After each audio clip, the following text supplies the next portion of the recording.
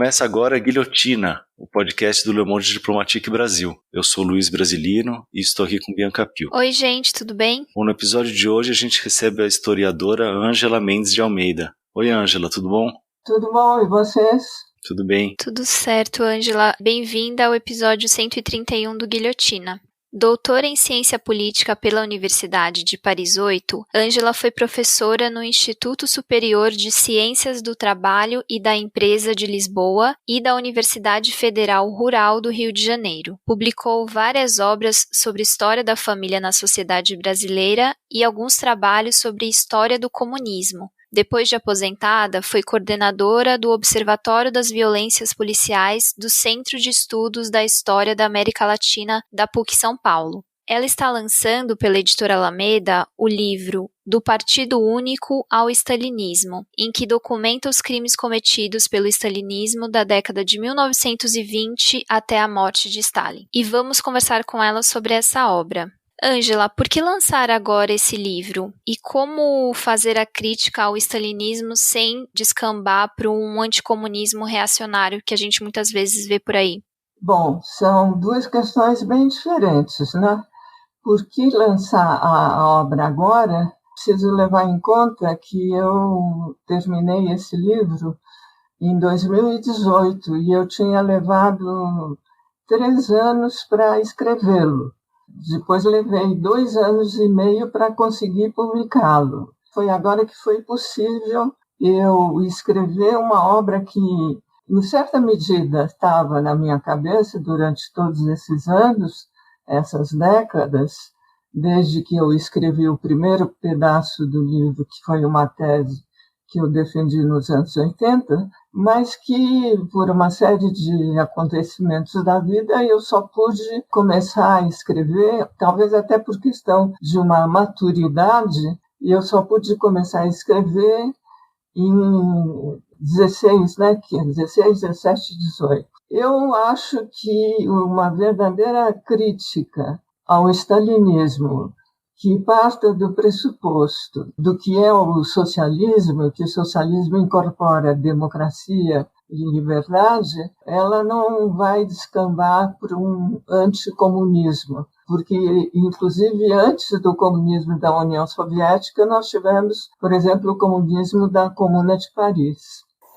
Ângela, e o que o stalinismo tem do próprio Stalin e o quanto que o Stalin foi simplesmente aí um canal, né, para expressar uma mentalidade que já era predominante entre os comunistas ali da época? Tem muito de Stalin, mas não era exclusivamente de Stalin, era do conjunto de companheiros. Quer dizer, a ideia que justificou antes do Stalin, que era uma ideia bolchevique, era salvar aquele socialismo que eles construíram a partir da Revolução de Outubro de 1917.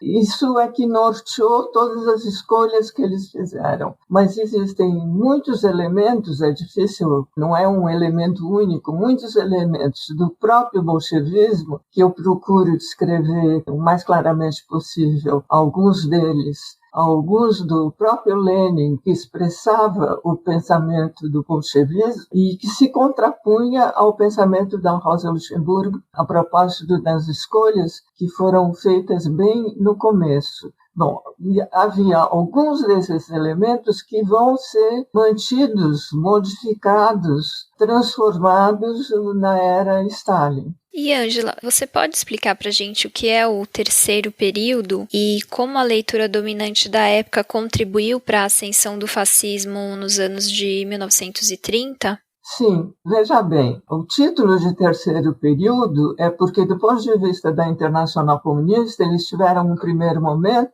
que a gente pode caracterizar como primeiríssimo, 19, 20, 21, em que eles acreditavam que a Revolução estava madura em todos os países, pelo menos europeus. A Revolução Mundial estava madura. E aquilo que eles fizeram na União Soviética, um assalto ao poder, assim eles classificavam, era a linha geral nesse primeiro período. Depois eles se convenceram que esse assalto ao poder era impossível. Bom, quando eu falo eles, eu estou me referindo ao Partido Bolchevique e à Internacional Comunista, que tinha nesse período, até 23, o Lenin com a sua cabeça pensante. Bom, depois eles concluíram, como esse assalto ao poder não se mostrou factível, que o capitalismo tinha entrado numa fase de estabilização relativa. Bom, daí, entre 27 e 28, porque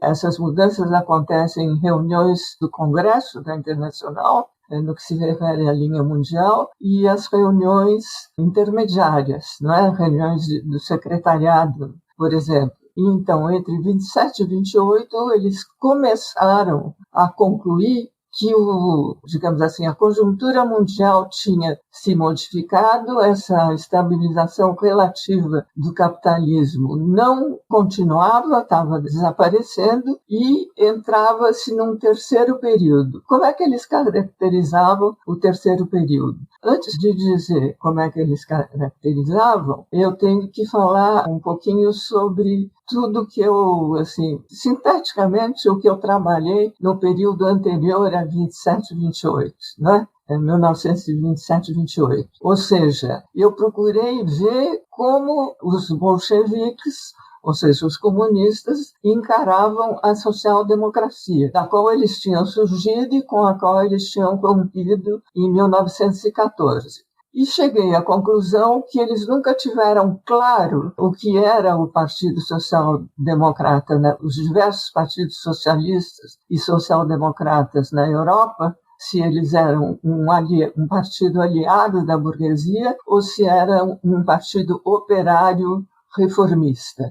Quando eles declaram que a estabilização relativa do capitalismo tinha chegado ao fim, eles vão caracterizar essa época, aí nós já estamos em plena era do stalinismo, caracterizando esse terceiro período como um período em que todas as organizações se fascistizam, principalmente a social-democracia. E eles então determinam que, a partir daquele momento, o inimigo principal deles era a social-democracia, que eles chamavam de social-fascismo. E o nazismo, que crescia na Alemanha, era considerado por eles como um episódio momentâneo que, mesmo que o Hitler subisse ao poder, ia ser uma coisa passageira. Mas discussões um pouco mais tarde, no período de ascenso do fascismo, apareceu já nos anos 30, né, no comecinho dos anos 30, a ideia, até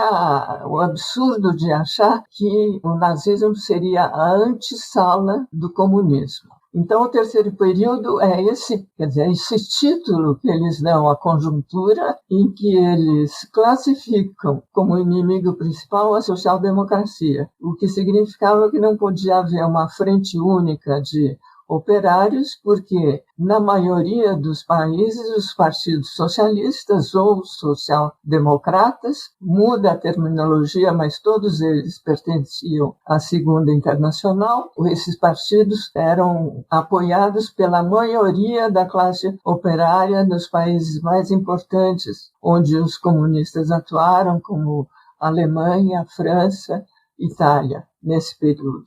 A Áustria também. Certo. E tem um trechinho do livro que você fala que a Guerra Civil na Espanha é um dos acontecimentos fundamentais para iluminar a evolução do comunismo. Você pode explicar para a gente por quê, né, dessa centralidade da Guerra Civil da Espanha? Bom, para falar da Guerra Civil da Espanha e por que ela tem essa centralidade, eu preciso falar, voltando ao terceiro período, que eu não falei na pergunta, que essa política de considerar a social-democracia como social-fascismo, ela foi crescendo, ao mesmo tempo que crescia o Partido Nazista, o período de ascensão do Hitler.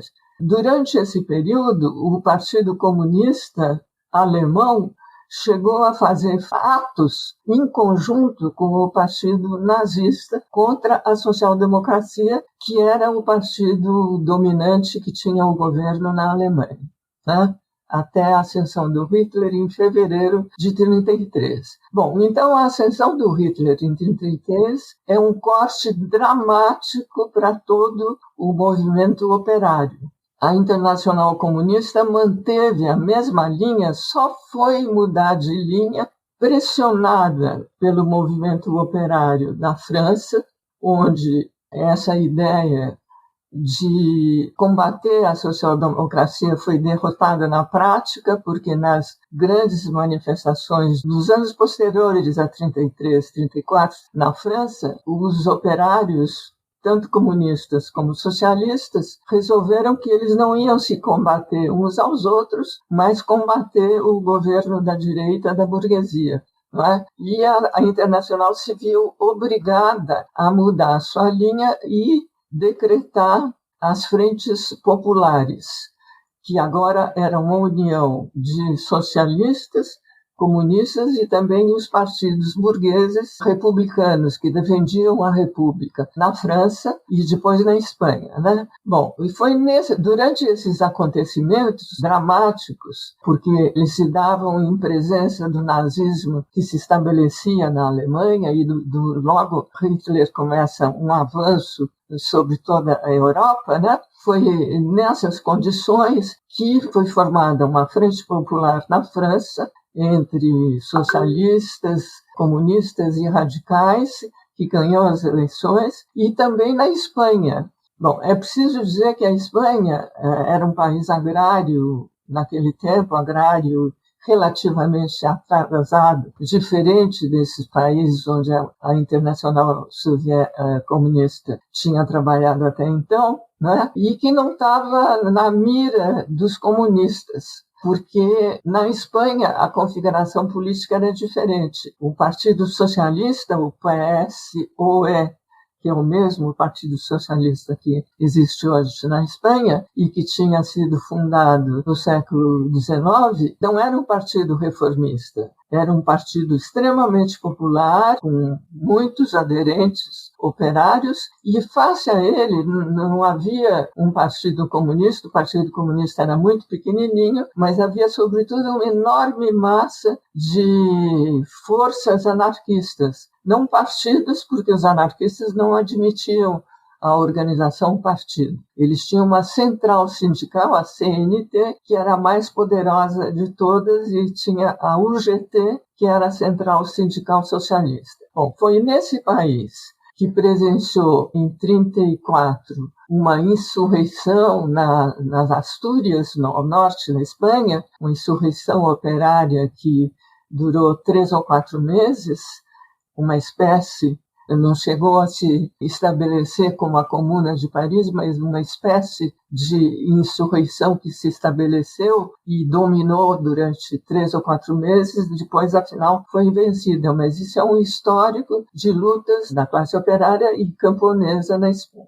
e a classe dos mineiros. E, em 1935, eles formam uma frente popular, na qual os anarquistas não participam enquanto força política, mas que apoiam essa chapa, né, que tinha aí pequeno Partido Comunista, ainda pequeno, os socialistas e sobretudo, os partidos radicais republicanos, né, e ganham as eleições. Alguns meses depois que eles ganham as eleições, o exército, as forças reacionárias da direita, bom, que também tinha uma tradição na Espanha, que eu não vou me deter agora, né? Mas as forças militares comandadas por Franco, havia outros comandantes, mas o principal comandante era o Francisco Franco, se insurgem contra o governo republicano, o governo formado por socialistas e Partido Radical Republicano, partidos radicais republicanos, e também apoiado pelos comunistas, e há uma insurreição que começa nas possessões que a Espanha tinha no Marrocos. Eles saem do Marrocos e atacam em toda a Espanha, nas diversas cidades, o governo republicano eleito majoritariamente. Bom, Eu não vou agora rapidamente aqui, porque eu apenas, no meu livro, eu trato de vários episódios da Guerra Civil Espanhola, né? E eu não vou aqui repeti-los, porque a guerra dura 3 anos e pouco, é uma guerra terrível, né? E ela se transforma no... Por que eu digo que ela é um... Eu não sei se eu usei essa expressão, você falou uma outra maneira, mas enfim, ela é um espelho do que é o stalinismo, né? Porque ela, durante 3 anos em que o Hitler avançava, tomando territórios da Europa, né? E que todos esperavam uma guerra, mas esperavam os outros países, França, Inglaterra, esperavam conter a voracidade do Hitler, né? Fazer concessões a ele para que não avançasse mais. E o que acontecia na Espanha era, digamos assim, uma espécie de ensaio geral da Guerra Mundial que vai acontecer logo depois. E o stalinismo, ou seja, o bolchevismo tinha se transformado essencialmente num stalinismo, vai ter um papel extremamente peculiar, fazendo parte das forças republicanas que combatiam os franquistas, que eram fascistas. É esse o sentido dessa expressão minha que você mencionou. Ângela, aí avançando um pouco mais, um dos episódios aí mais controvertidos e bem contra-intuitivos da história é o pacto de não agressão entre os soviéticos e nazistas, né, que aconteceu aí nas vésperas da Segunda Guerra Mundial. Na sua opinião, o que possibilitou esse acordo? Bom, é preciso ver que antes de acabar a Guerra Civil, no começo de 1939, a Guerra Civil Espanhola, o Hitler tinha avançado. Primeiro teve digamos, a divisão da Tchecoslováquia, sob o argumento que tinha uma população de sudetos, que eram alemães, dentro da Tchecoslováquia, o Hitler reivindicou essa parte da Tchecoslováquia. E as outras nações, França, Inglaterra, sobretudo, cederam, né?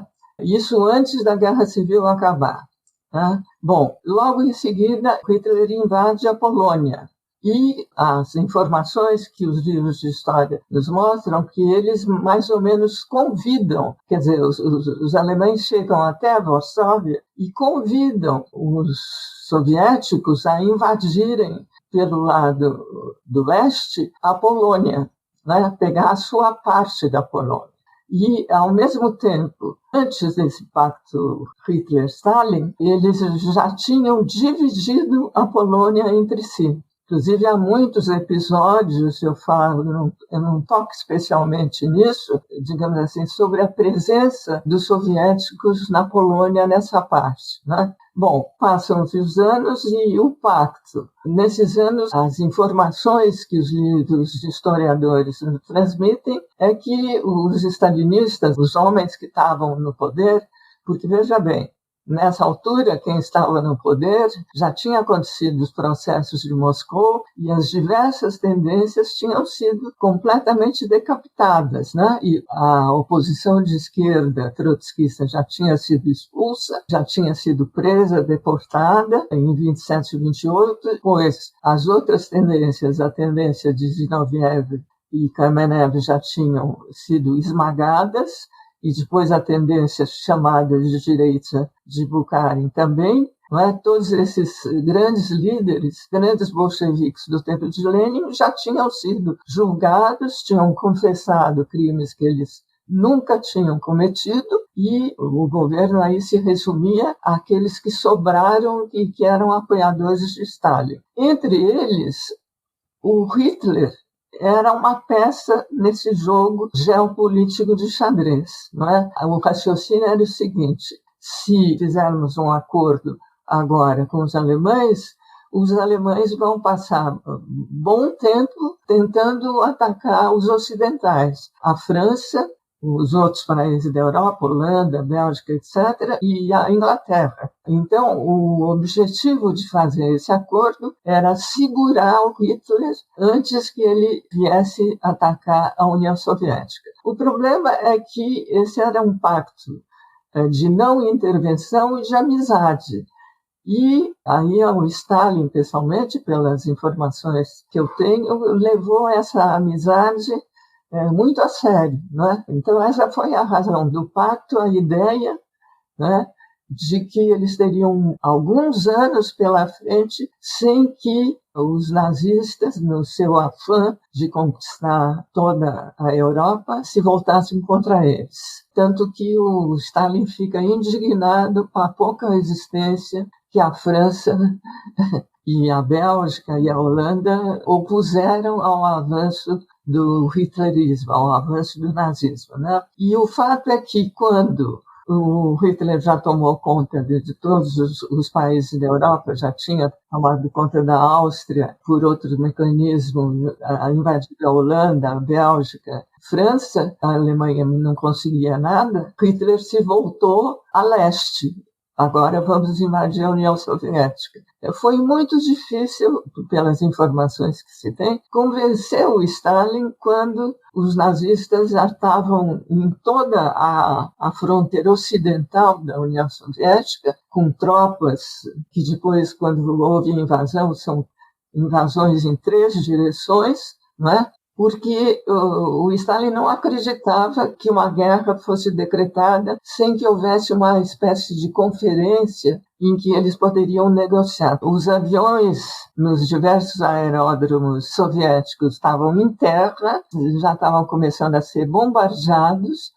Eles perderam uma quantidade enorme de aviões e o Stalin insistia em contatar o embaixador alemão para ver se era possível uma negociação para que a guerra não começasse. Ou seja, o Stalin e os seus seguidores no governo, os restos das personalidades do governo, como Beria, por exemplo, estavam insistindo e querendo que essa invasão não acontecesse quando ela já estava acontecendo.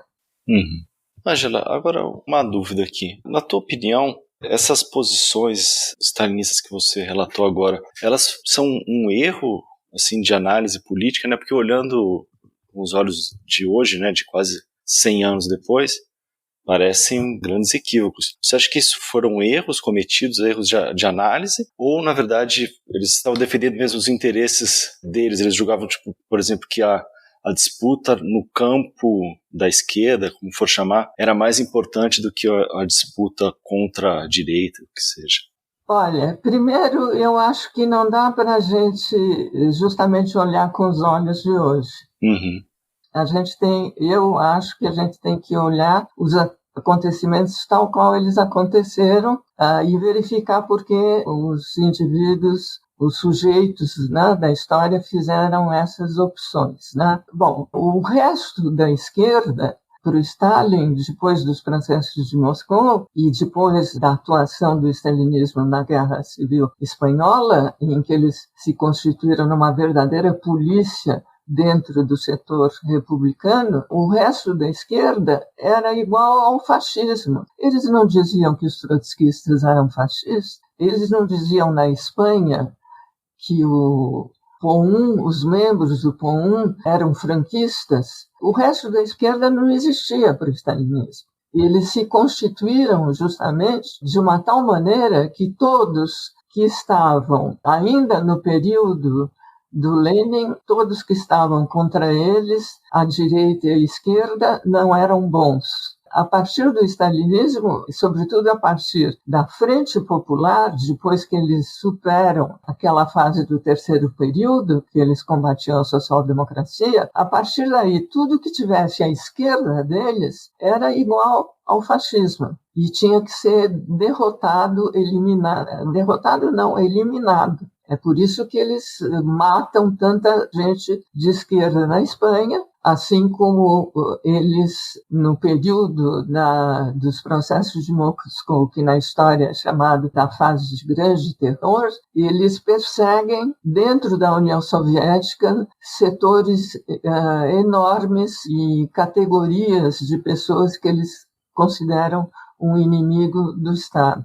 Ângela, agora falando da situação na Rússia, mesmo da Revolução Russa, e usando o nome do livro para fazer a pergunta, que é do Partido Único ao Stalinismo, né? Qual foi o peso, né, da opção pela adoção de um modelo de partido único para o triunfo, né, para a vitória, para a consolidação do stalinismo nos anos seguintes? Essa é uma questão polêmica, até no prefácio o meu caro amigo, companheiro Michel Lévy se contrapõe à minha posição e ao próprio título do livro, Partido Único, porque ele argumenta que no início os bolcheviques, no início, 1917, 1918, 19, eles não queriam ser o Partido Único. E que eles terminaram sendo o Partido Único por uma série de circunstâncias históricas. Ele argumenta que os socialistas revolucionários de esquerda que estavam no governo no começo não concordaram com o acordo de paz que os russos fizeram com a Alemanha, o acordo de Brest-Litovsk, em que, com o acordo de Lenin, eles cederam vastos territórios da União Soviética para que a guerra parasse, a guerra 14-18, né? E que os socialistas revolucionários de esquerda não concordaram e, por isso, com atos terroristas, eles acabaram saindo do governo e os bolcheviques se tornaram um partido único, que eles não tinham uma teoria.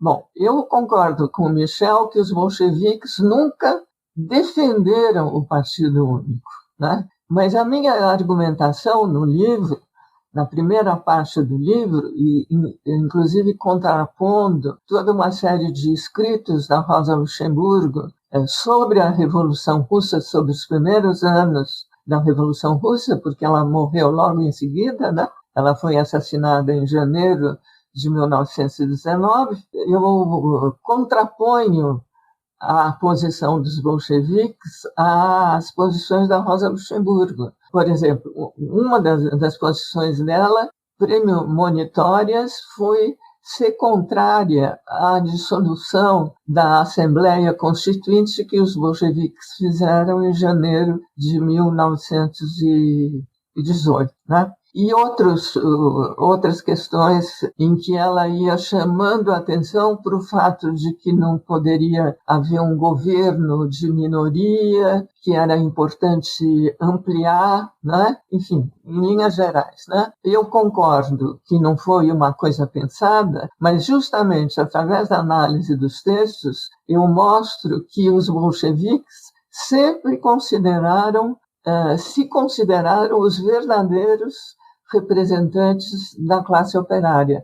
Se formou, assim, um partido que considerava que tudo que não estava neles, o que estava à direita e o que estava à esquerda deles, era inferior, não era da categoria deles. Eles se consideravam a única força que verdadeiramente representava a classe operária. Isso no tempo de Lenin. Depois, no tempo de Stalin, vai ser pior, como eu já expliquei, né? Então, na verdade, eles nunca defenderam o Partido Único, mas eles criaram uma situação que eles só poderiam ser Partido Único. E isso foi o erro das intervenções com as quais eles pretenderam fazer uma revolução na Europa. Porque é preciso também levar em conta que, a partir de 23, os soviéticos já estavam completamente desinteressados da revolução nos outros países. Eles estavam unicamente interessados em defender o Estado soviético. E foi com essa posição que eles intervieram e ajudaram os republicanos na Guerra Civil Espanhola, pensando na geopolítica. Não estavam interessados na Revolução e, dentro do setor republicano, combateram aqueles que queriam fazer uma revolução na Espanha. Agora, Anja, falando da questão da repressão na Rússia, existe uma noção, pelo menos um senso comum, de que a repressão seria necessária nesse tipo de processo revolucionário, pelo menos nos primeiros anos, ou pelo menos nessa época, né, início do século XX. Qual que é a tua posição sobre isso? Eu acho que a repressão nunca é necessária. É um absurdo. Quer dizer, existe, eu discuto isso, existe, e é uma posição que às vezes aparece em certas pessoas que defendem a trajetória do stalinismo, considerando o papel que os soviéticos tiveram na eliminação final do nazismo, em considerar que essa repressão não tem importância ou até que ela era necessária. Eu acho isso um absurdo, né?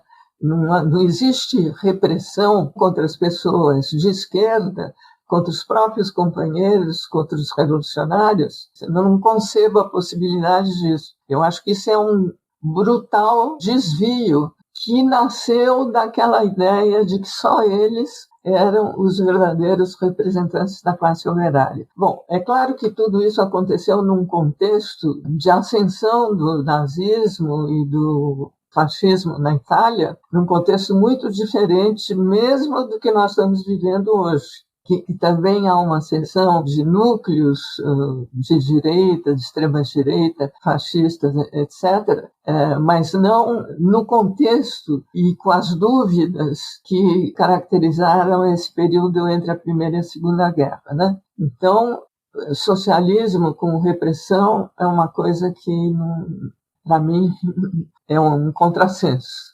Ou seja, socialismo tem que ser com democracia, direito de diversidade de opiniões dentro da esquerda. Certo. E, Ângela, você chegou a mencionar em uma das perguntas anteriores sobre os processos de Moscou. Você poderia resumir para os ouvintes o que foi esse período que ficou conhecido como o Grande Terror? Esse período é antecedido por anos também terríveis na União Soviética, que foram o fim de 1929 e o começo dos anos 30, em que o governo soviético resolveu pôr em prática um plano quinquenal de industrialização acelerada, quer dizer, um plano quinquenal que fosse feito em menos de 5 anos, e uma coletivização forçada dos camponeses. Ou seja, transformar todos os núcleos camponeses, onde havia camponeses mais ricos, que eram os kulaks,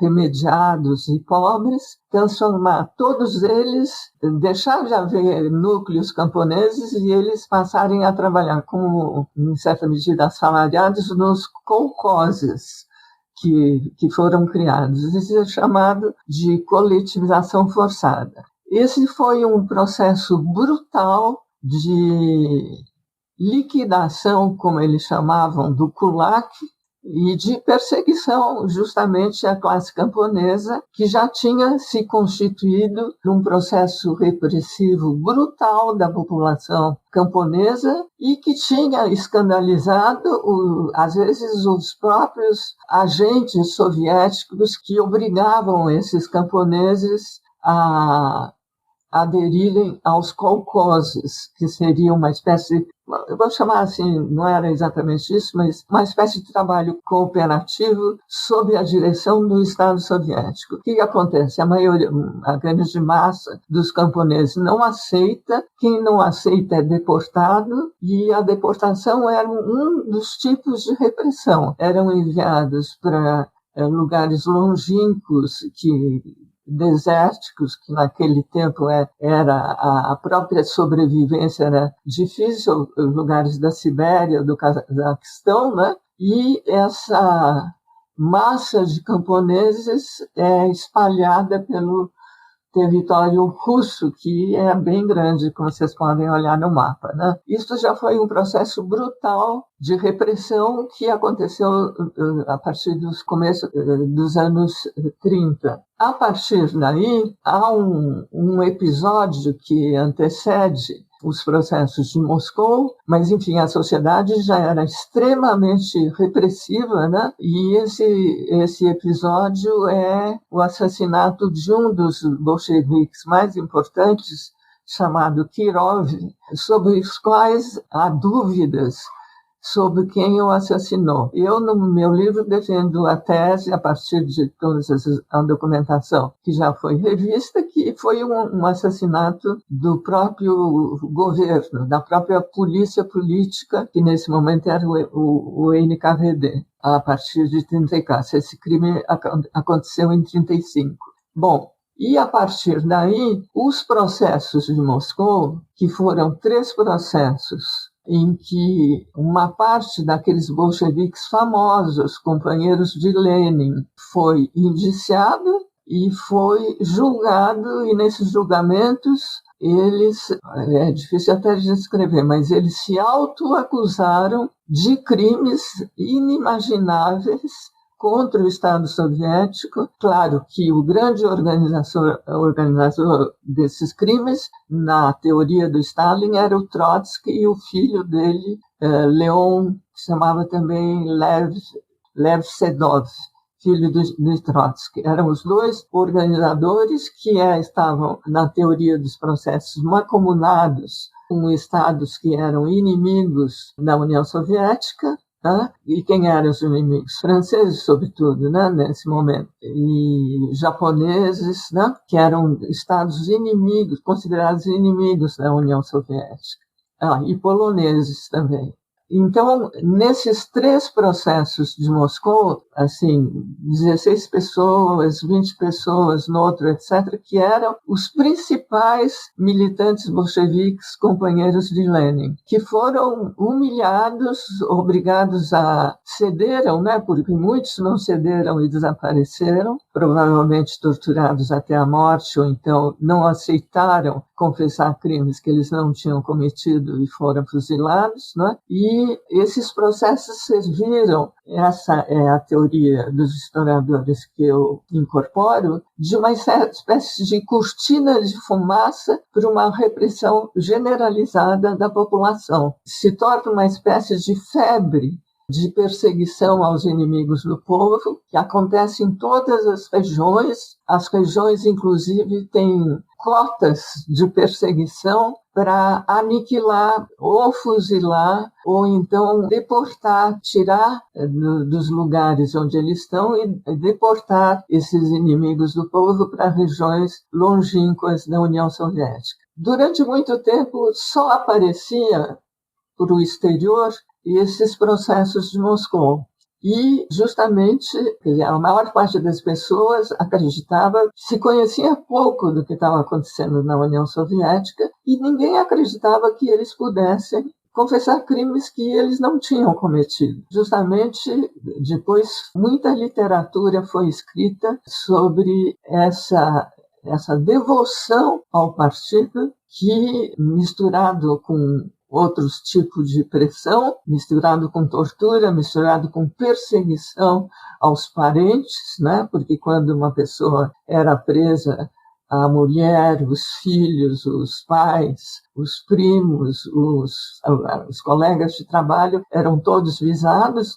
Então, esse conjunto de pressões, alguns deles, porque outros desapareceram no processo de instrução, desses processos, aceitaram os espetáculos públicos dos processos de Moscou, que tudo que eles tinham que dizer, os crimes que eles tinham que confessar, já tinham sido combinados previamente no processo de instrução. Ângela, você traz nos livros muitos relatos de adversários assassinados pelo stalinismo. Tem algum ou alguns que você acha importante detalhar para a gente compreender melhor a forma de atuação dessa máquina de matar em modo contínuo? Primeira coisa é que eu trago também o relato de perseguição e assassinato aos próprios stalinistas, aos próprios agentes stalinistas que tinham trabalhado, por exemplo, na Espanha.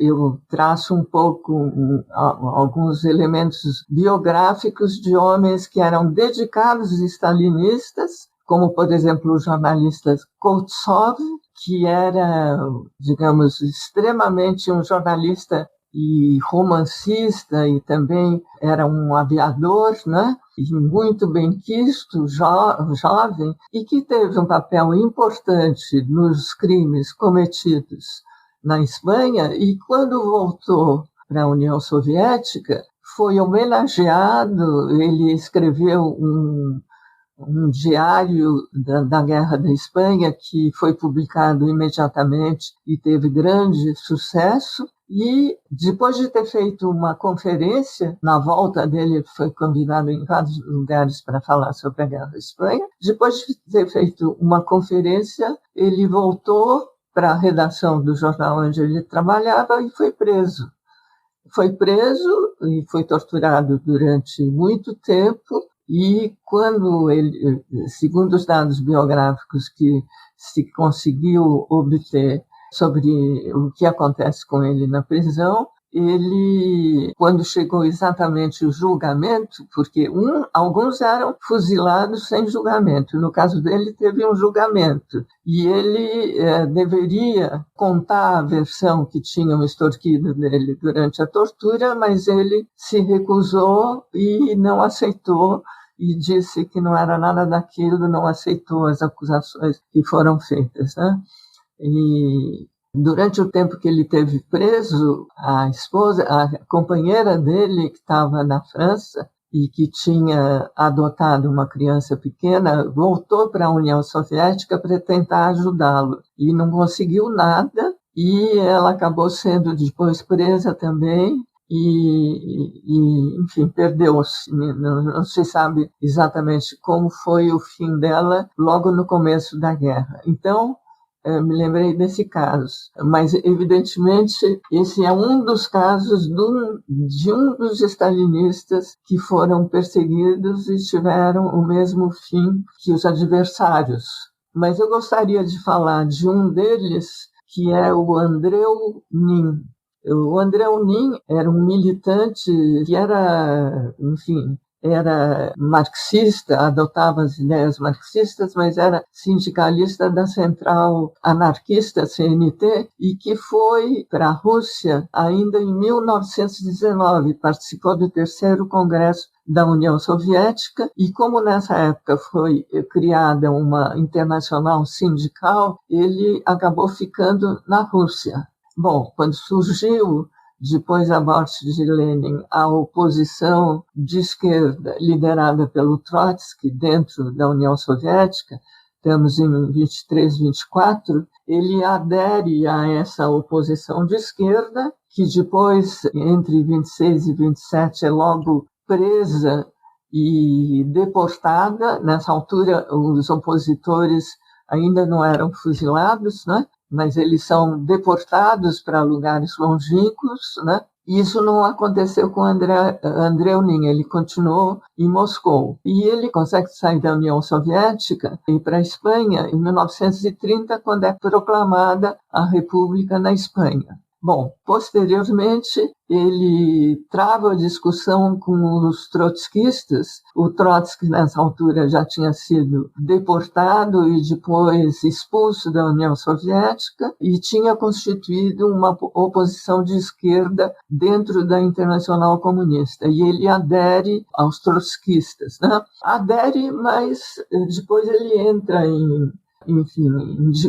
com algumas divergências com o Trotsky, e ele não segue os trotskistas quando eles se encaminham para fundar a Quarta Internacional. Ele e outros juntam-se com outro grupo de esquerda e fundam em 1931 o POUM, o Partido Operário de Unidade Marxista. O POUM era, diante das forças que existiam na França, na Espanha republicana, que eram os radicais, do Partido Radical, os socialistas, os comunistas ainda bem minoritários e os anarquistas, eles fundam esse partido marxista, que não era trotskista, mas que fazia uma crítica da União Soviética. Muito bem, começa a Guerra Civil, e o POUM tinha sua maior força política em Barcelona.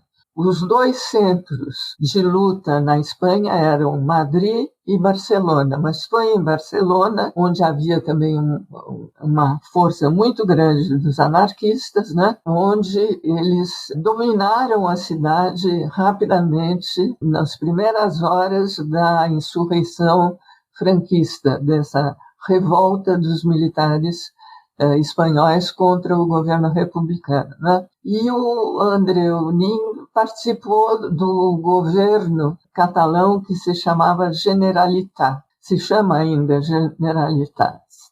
Em maio de 37 acontecem o que é chamado na história da Revolução espanhola as Jornadas de Maio, que é um acontecimento que é descrito no filme do Ken Loach, Terra e Liberdade. A Companhia Telefônica de Catalunha, ela tinha sido tomada no momento da insurreição, como vários outros prédios na cidade, organismos oficiais do governo tinham sido tomados pelos operários, né? E na Telefônica tinha até uma delegação da Generalitat e uma delegação da Central Anarquista, CNT. Os comunistas, através do sujeito chamado Salas, um dirigente da polícia local que era comunista, claro que isso não foi uma atividade dele, foi uma coisa programada, invadem a Telefônica em nome do governo republicano. É preciso dizer que o governo republicano era liderado pelo primeiro-ministro socialista Caballero, né? Mas tinha 4 anarquistas que eram ministros. Então, em nome do governo central, esse Salas invade a Telefônica e essa força invasora, imediatamente interrompida, eles não conseguem nem chegar ao segundo andar. Invadem só o primeiro andar. Mas, imediatamente, a cidade inteira se paralisa e entende que estão tomando um território deles, os operários, né? Porque justamente as organizações operárias camponesas, a central sindical da CNT, e imediatamente começa uma guerra, como se mostra nesse filme do Ken Loach, né? Uma pequena guerra que dura uns 2 ou 3 dias e que se termina por uma espécie de acordo de paz com a intervenção dos ministros anarquistas do governo central que estava em Madrid. Aliás, nessa época o governo tinha sido transferido para Valência, que é uma cidade litorânea da Espanha, né? Na beira do Mediterrâneo, e os ministros anarquistas intervêm e há um acordo de paz, né? Mas só que esse acordo depois que eles se dispersam, aquele tiroteio em que morreram muitas pessoas, né? Se termina por um acordo de paz, mas os comunistas começam aí a reprimir alguns líderes. É aí que eles, quando eu digo os comunistas, ou seja, é o serviço secreto soviético, agentes do NKVD que formam um núcleo policial dentro da República. Aparece o corpo de 2 anarquistas italianos, cujo assassinato é atribuído a esse serviço secreto soviético que está dentro da parte republicana, né? E, a partir daí, no governo central, os comunistas acusam o POUM, que era dirigido pelo André Unin, de ser o causador daquela guerra que eles chamam de guerra fratricida. Nessa altura, os membros do governo central, anarquistas, não aceitam e simplesmente eles acabam saindo do governo porque prevalece a posição dos comunistas no governo republicano. E o POUM passa a ser perseguido. Eles prendem vários membros do POUM, mas prendem em conjunto, numa reunião. Só que o André Unin foi preso no momento em que ele estava sozinho. Ele é preso e o que acontece com ele? Ele simplesmente desaparece. O desaparecimento do Unin provoca uma grande comoção na Europa entre socialistas que conheciam a trajetória dele. Vários deputados ingleses e franceses vão à Espanha para pedir ao governo republicano que faça aparecer o Unin. Onde é que ele estava? Ele estava preso, mas onde é que ele estava? E os ministros, os próprios ministros do Partido Socialista e do Partido Radical, simplesmente não sabem onde está o Unin. O Unin não aparece e décadas depois é que começam a narrar do que tinha acontecido com ele. Ele tinha sido tão torturado para confessar que, na verdade, ele era um agente de Franco infiltrado na esquerda. E ele não confessou. E ele tinha sido tão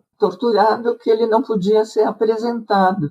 O corpo dele, se fosse apresentado, olha, está aqui o preso, seria um escândalo para a República Espanhola, né? Então, eles criam uma história, eles desaparecem com o corpo e criam uma história sobre como se deu o desaparecimento do Nin. Ele tinha, desde que ele foi preso, ele tinha sido visto por pessoas numa prisão perto de Madrid, em Alcalá de Henares. Então, a explicação que a polícia soviética dentro da República deu é que ele tinha sido sequestrado por homens nazistas falando alemão e tinha sido levado para o setor franquista, ou seja, pela parte da Espanha que estava sob domínio de Franco. Evidentemente que quem sabia o que era o stalinismo, o que era o serviço secreto, logo compreendeu que não era isso. Mas essa foi a versão que foi dada. Inclusive, tem uma obra literária do George Orwell, Adeus à Espanha, que narra exatamente esse episódio. E como ele escreveu, ele estava no regimento de combatentes do POUM na Guerra Civil e escreveu essa obra logo depois dos acontecimentos. Ele saiu da Espanha logo depois dessas jornadas de maio e ele percebeu que o POUM ia ser transformado em bode expiatório desse acontecimento, né? Logo depois da implosão da União Soviética, 2 jornalistas catalães, Dolors e o nome do segundo eu não estou me lembrando agora, da televisão catalã, vão à União Soviética e conseguem, com o KGB, que era a polícia política que se seguiu ao NKVD, a União Soviética já estava implodida, mas o KGB ainda existia, e eles conseguem, com o KGB, um documento que era a descrição do que esses agentes soviéticos, o principal deles chamava-se Alexander Orlov, e esse era um relatório do Orlov, contando o que eles tinham feito com o Nin e que eles tinham enterrado o Nin e da localização do enterro do corpo do Nin. Ou seja, essa tortura e desaparecimento do corpo, décadas depois, é estabelecida com provas, e o Nin é uma das vítimas mais simbólicas dessas diversas vítimas, cuja história eu conto no livro. Uhum. É Liberty Ferri e Dolores Genovese, o nome dos 2 jornalistas, né? Exatamente. Ângela, a gente está indo para o final, mas ainda teriam 2 perguntas que a gente gostaria muito de fazer. A primeira é assim, mesmo após a morte do Stalin, o stalinismo continuou, né? Queria pedir para você descrever o que é o stalinismo, que você coloca como um modo de ser dentro das relações sociais da política de esquerda. Eu acho que esse comportamento maquiavélico, é claro, eu conto no livro toda uma série de perseguições que começam quando a pessoa manifesta uma pequena dúvida, uma pequena oposição, né? Elas se transformam em verdadeiras tragédias nesse período que eu descrevo, né? Mas eu acho que existe um procedimento em muitos organismos herdado desse modo de ser stalinista, em que quando uma pessoa, às vezes meia lateral, que chegou jovem ou que chegou de repente ao grupo e começa a questionar algumas questões, o resto do grupo se une contra ele e começam as intrigas, as calúnias, né? Que na situação atual nós não temos um governo, não tínhamos no tempo do governo de Dilma e Lula, e não temos agora, por outras razões, stalinistas no poder, né? Não se transformam nas tragédias que aconteceram no período entre as 2 grandes guerras, né? Mas é um modo de ser que paralisa a discussão, logo se torna uma espécie de muralha para qualquer tipo de questionamento ou divergência, e uma muralha que, às vezes, frequentemente não emprega meios que representam a convivência entre companheiros, mas meios que representam a liquidação de um inimigo. Um modo de ser, Ângela, que ultrapassa as pessoas que se autodefinem como stalinistas, né? Um modo de ser, claro, que pode estar em qualquer um, né? É claro, pode estar até numa organização trotskista. Que eles conhecem bem a história do stalinismo, né? Uhum. Sim. Ângela, então, para terminar, eu queria retomar uma frase do Michel Levy no prefácio, que ele diz que o livro é uma bela contribuição para a reflexão aqui no Brasil sobre os caminhos para lutar contra o fascismo, criar as condições de um novo socialismo libertário e democrático.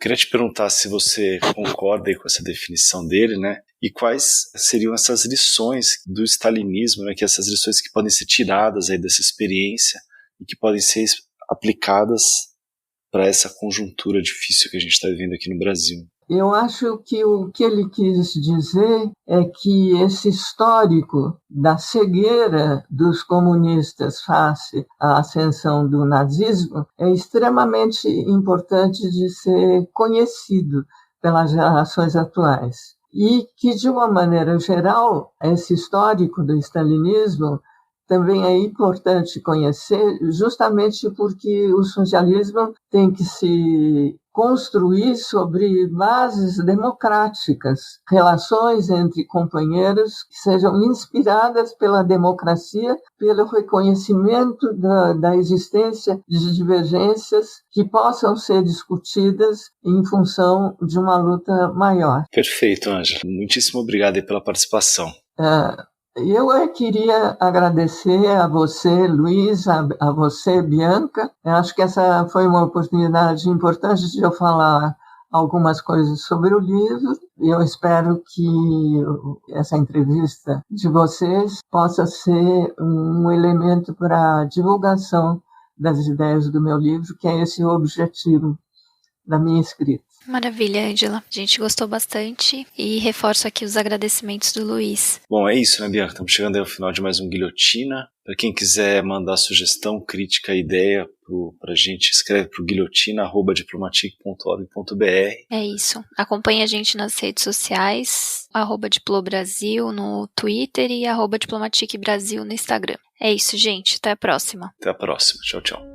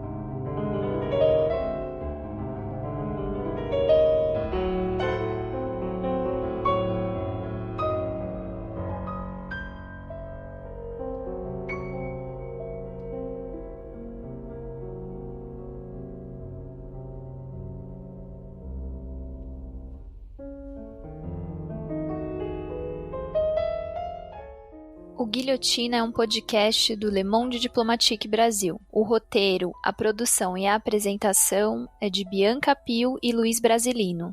Edição de Domênica Mendes. Apoio técnico Central 3.